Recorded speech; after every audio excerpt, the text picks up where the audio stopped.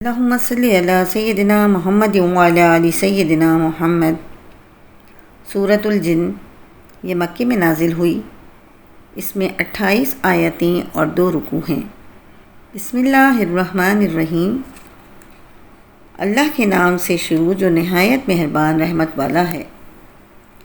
اے حبیب تم فرماؤ، میری طرف وحی کی گئی ہے کہ جنات کے ایک گروہ نے میری تلاوت کو غور سے سنا تو انہوں نے کہا بے شک ہم نے ایک عجیب قرآن سنا جو بھلائی کی طرف رہنمائی کرتا ہے، تو ہم اس پر ایمان لائے اور ہم ہرگز کسی کو اپنے رب کا شریک نہ ٹھہرائیں گے۔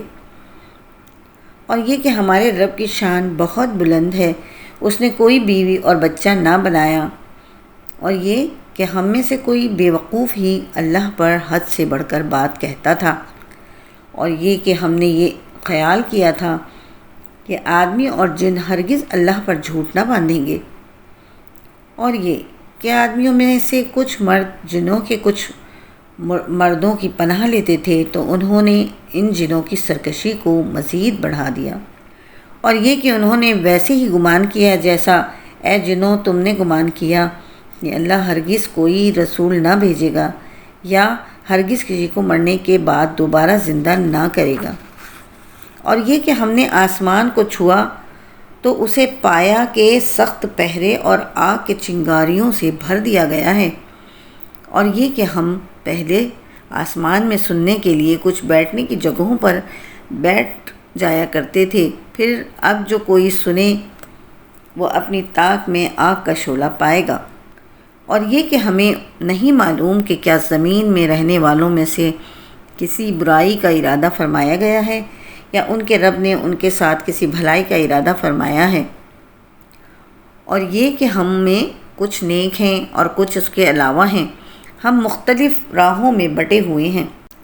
اور یہ کہ ہمیں یقین ہو گیا ہے کہ ہم ہرگز زمین میں اللہ کو بے بس نہیں کر سکتے اور نہ زمین سے بھاگ کر اسے بے بس کر سکتے ہیں۔ اور یہ کہ ہم نے جب ہدایت قرآن کو سنا تو اس پر ایمان لائے، جو اپنے رب پر ایمان لائے اسے نہ کسی کی کمی کا خوف ہوگا اور نہ کسی زیادتی کا۔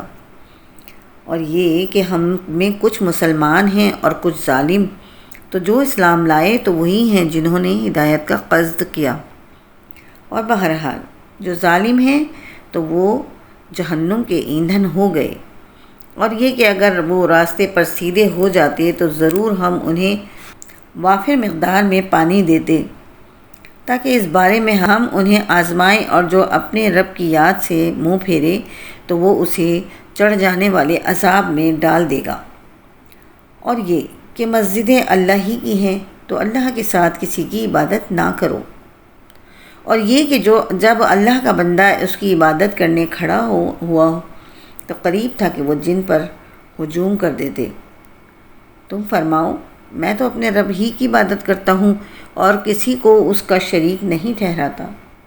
تم فرماؤ بے شک میں تمہارے لیے کسی نقصان اور نفع کا مالک نہیں ہوں۔ تم فرما دو یقیناً ہرگز مجھے اللہ سے کوئی نہ بچائے گا اور ہرگز اس کے سوا کوئی پناہ نہ پاؤں گا، مگر میرا کام اللہ کی طرف سے تبلیغ اور اس کے پیغامات پہنچانا ہے۔ اور جو اللہ اور اس کے رسول کا حکم نہ مانے تو بے شک اس کے لیے جہنم کی آگ ہے جس میں ہمیشہ ہمیشہ رہیں گے، یہاں تک کہ جب وہ اسے دیکھیں گے جس کی انہیں وعید سنائی جاتی تھی تو جلد جان جائیں گے کہ کس کا مددگار کمزور ہے اور کس کی تعداد کم ہے۔ تم فرماؤ میں نہیں جانتا کہ جس کی تمہیں وعید سنائی جاتی ہے وہ نزدیک ہے یا میرا رب اس کے لیے ایک وقفہ کرے گا۔ غیب کا جاننے والا اپنے غیب پر کسی کو اطلاع نہیں دیتا سوائے اپنے پسندیدہ رسولوں کے، کہ ان کے آگے پیچھے پہرے دار مقرر کر دیتا ہے تاکہ اللہ دیکھ لے کہ بے شک انہوں نے اپنے رب کے پیغامات پہنچا دیے ہیں، اور اللہ نے وہ سب کچھ گھیر رکھا ہے جو ان کے پاس ہے، اور اس نے ہر چیز کی گنتی شمار کر رکھی ہے۔ صدق اللہ العظیم۔